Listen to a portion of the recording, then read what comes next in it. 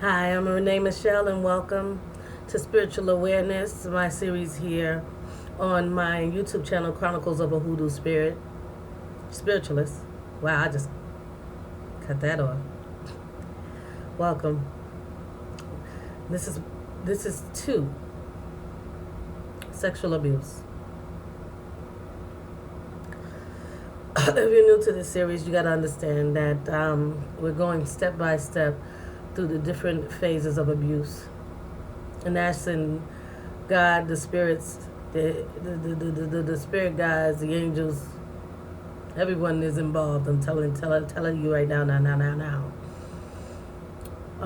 to guide us to a self healing in these areas, to move us from these deep wounds of the past, to heal them and move on emotionally, so we can have spiritual and emotional happiness, self confidence, and self worth restored and renewed. So this is the second taping, and this is about sexual abuse, and there we're gonna see what the cards say about how we can heal from that. I say we because it's myself included. So let's begin.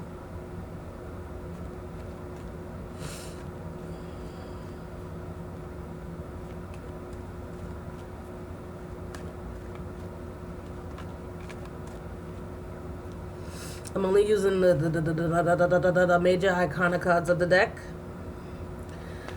because we want pure and precise messages. Okay.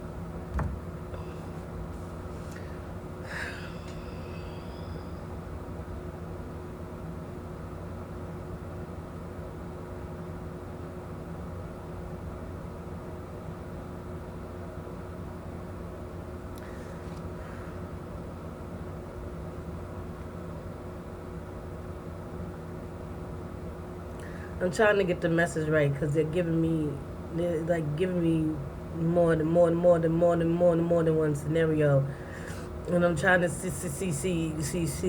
give them the time to tell me what they really want to tell you.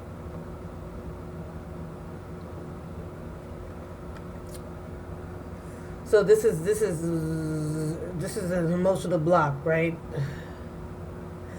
About sexual abuse that is limiting your self growth from, but this is from the past.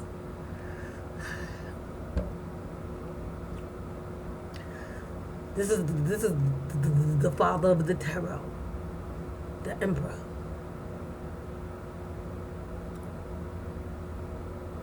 There's such good qualities about him, but the bad ones, holy shit.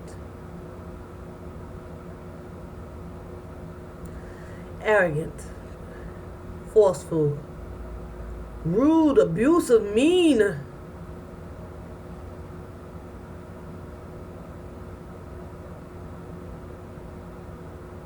And look at how he sits there cocky, like, ha ha ha ha ha ha ha ha ha.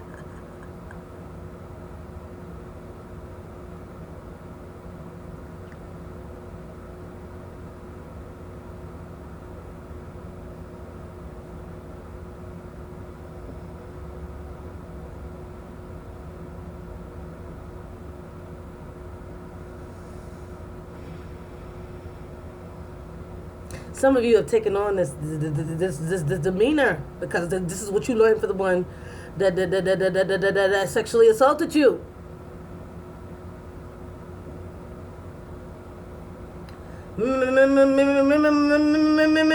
Mimicking his personality and style, whether male or female,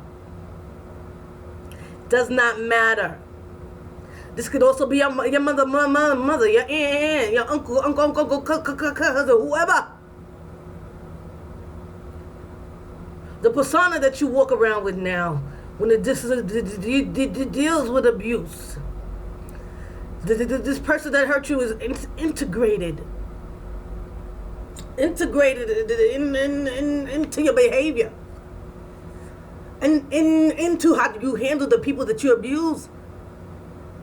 It's not your own self, it's not your own personality. It's a reflection of the person that did the things they did to you as a child.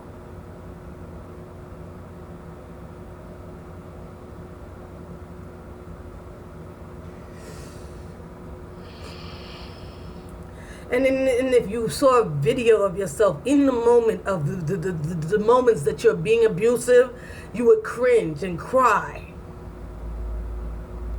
Because you are emulating your abuser, mimicking them, becoming them.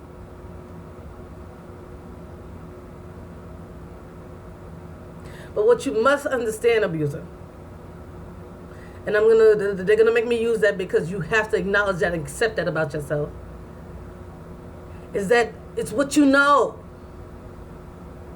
It's not like you grew up with this perfectly normal human being in front of you, teaching you right from wrong and giving you these special tips on how to be the most perfect and wonderful individual. They did not.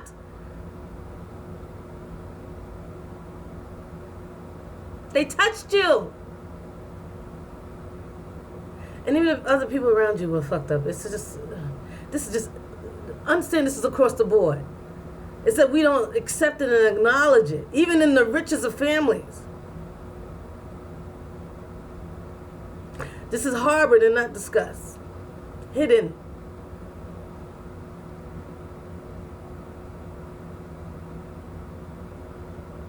And for the abused, this is the person you seek. Whenever you look for a mate, you get out of one abusive situation, and you go right into another one that's the same as this one.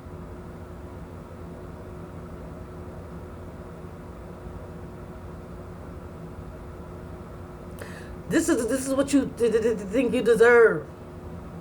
So you don't. Here's the thing. This is your first sexual partner.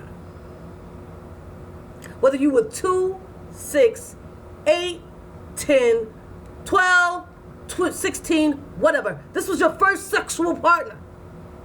This was your first person that you were intimate with, that you should not have been intimate with whatsoever. So your mind builds something based on this person. There's a lot of temporary self-healing that a child goes through when they're being abused.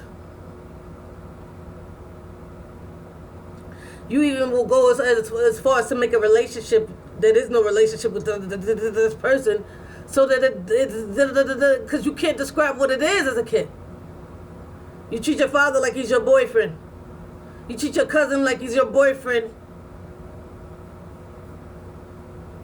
That is your sexual abuser. And if you look at the men and how they look, how they act, it's all similar to the person that sexually abused you as a child. Whether male or female, is intertwined. You can see the resemblance.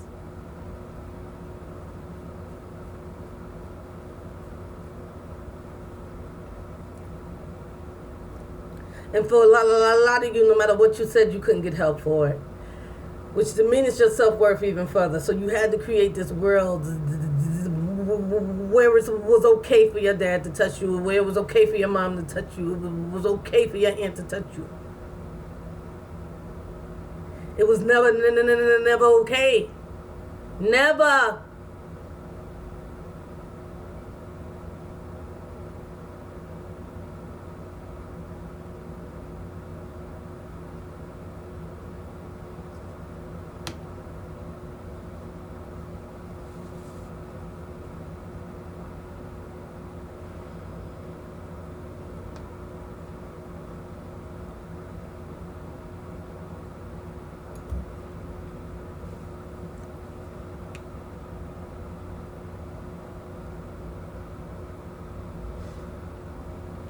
How sexual abuse has affected your relationships in the past?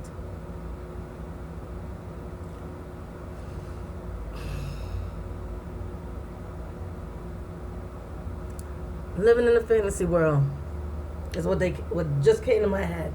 So say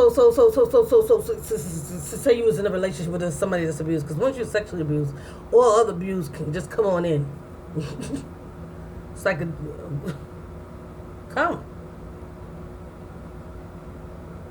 So after that, no matter what abuse it is, you'll take it because your self-worth has been depleted at 6. When somebody touched you and you told and nobody would fucking help you, it's almost gone right there.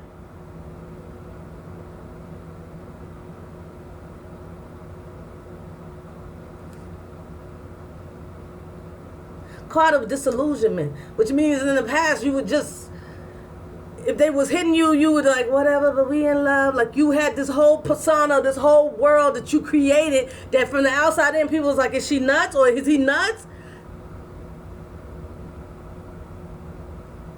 He just called her a slut in front of her mother. Oh, girl, he just playing. He don't mean that.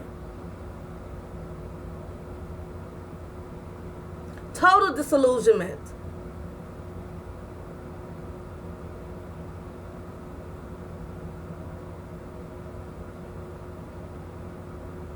Yo, his wife kicked his ass right out here in the middle of the street. I went and talked to dude. He was like, nah, we happy. We in love, man. I love my woman. Ain't nothing wrong with her.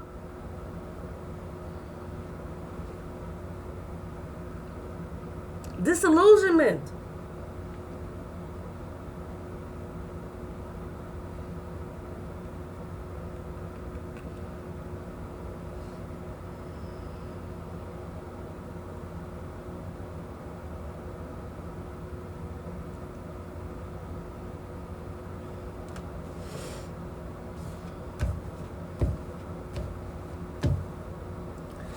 How is it affecting your current relationship? Either you are on your way out the door or they're on their way out the door. Right? But also, so it's about taking chances with another one that's going to end up the same way as the last ones. Because if you're in, every relationship up to now has been an abusive relationship, this one is going to be too. So you're taking a very big risk in starting one. If you have not done with the secrets that you have about the abusive past that you have, if you have not dealt with that in yourself, then you should not be in a relationship with anybody. Absolutely not. Because your scenario will repeat itself and repeat itself and repeat itself until you heal yourself. Taking a risk. Some of you are taking a risk and walking away. Good for you.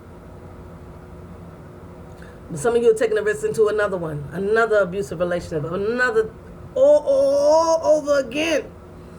And this all stems from sexual abuse. And you're like, well, damn, I was just, that happened when I was 6, but it's affecting you now because because at that time it depleted your self-worth. So now you go into these situations where you're not valued and loved and cared for like you should have been back then by the people around you that ignored or didn't listen to you when you said, yo, Uncle John is touching me.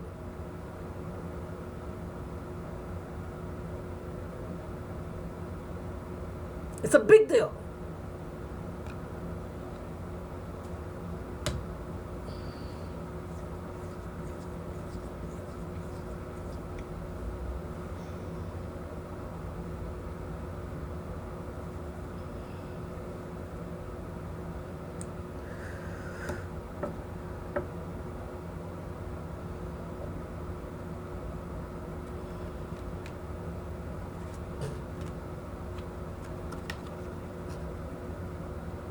Oh, okay. Sorry, I dropped the card.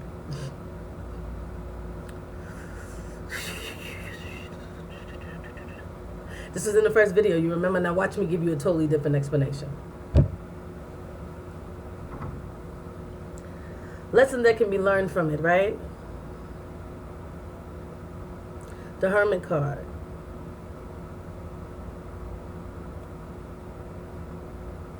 Hiding isn't the answer. What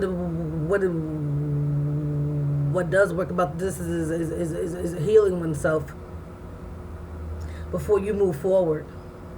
Because the Hermit card is about going in and doing some self-work and some self-reflection and educating oneself and growing in oneself before you take the lantern that's in her hand right here and going out, and the lantern will shine its way towards your new way and your new way of the world. But and before you get involved in any relationship with anybody, you got to heal those past hurts, especially when it comes to sexual abuse. Especially when it comes to sexual abuse. Learn that once you get out of this relationship that you're in, and if you're on your way out of it, if you made it out, before you go into another one, you need to do some serious work on you. Or else they're going to send you the same guy or the same girl again that's going to give you the same bullshit. There's no one that you can meet when your self-esteem and your self-worth is low that is worth being in your world long term.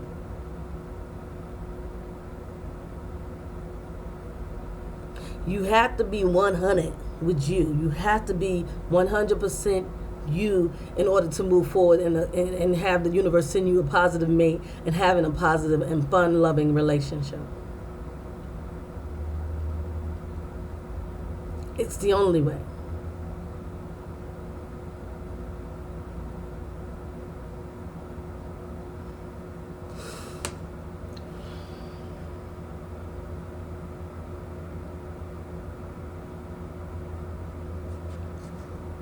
I always smile.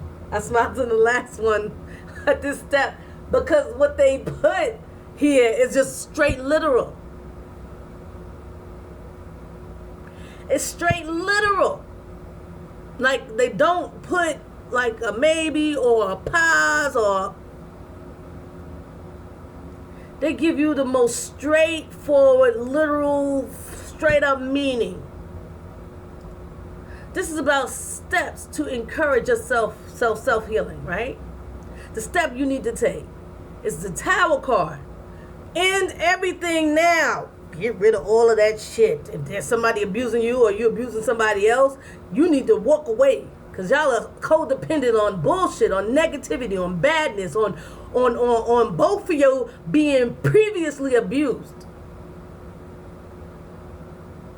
And if you are being abused by someone, the only way to leave is like this. Like real fast. Like I said, the Chariot was the card before this in this spot. And this is the Tower card. That means you got to wreck it. You got to hurry up and go.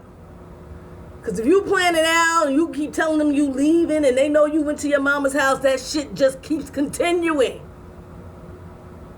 It's like you wake up on Thursday, you look at the clock and you say, well, I'm out. You pack all your shit, you pack your kids up, he at work, and you just bounce. That's how it's got to be. Because anything leads to continued abuse. That's why I say to y'all that you have to be ready for this.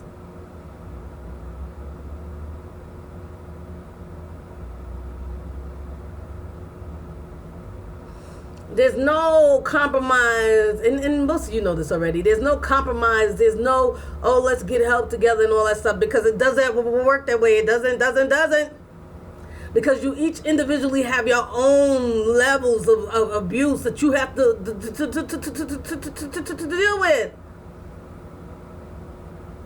And the only reason why you're together is because you were abused in your lifetime as children, as people. And so you're able to coincide and feed off of each other, and that's just what it is. I can't.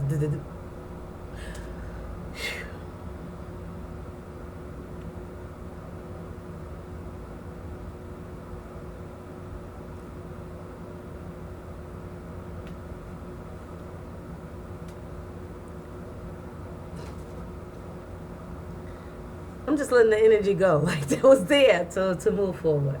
So it says the guiding spiritual principle, right? What should be guiding you, right, in the future towards self-healing is the possibility of happiness. The possibility of finding that mate that's going to run through the sunflowers with you and total complete bliss and joy and happiness.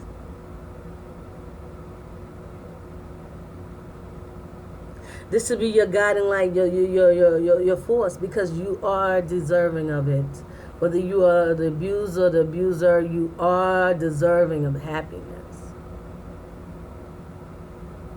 100%. I believe that wholeheartedly, with my whole heart. I believe every person that abused me in my life, even currently, I still feel that they're entitled to happiness.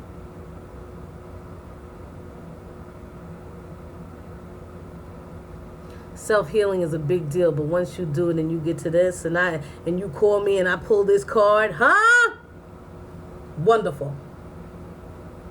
This should be this should be your motivation. What you're looking forward to. This is your end product, your goal.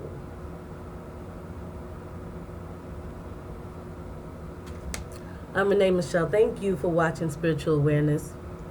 And this is my YouTube channel, Chronicles of a Hoodoo Spiritualist. Ashe, ashe, ashe. Amen. Stay blessed.